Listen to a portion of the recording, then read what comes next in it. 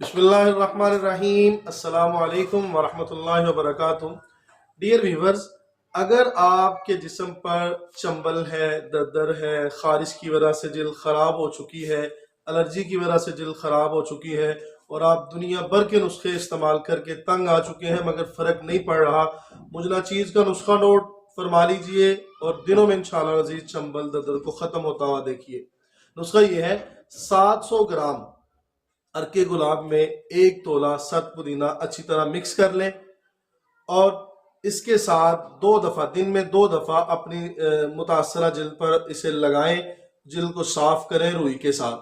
اس کے بعد سنگ جرا لے لیں، 50 گرام سنگ جرا لے لیں، اسے 100 گرام تیل میں ڈال کے اچھی طرح مکس کر کے بعد میں وہ اوپر لیپ کر دیا کریں۔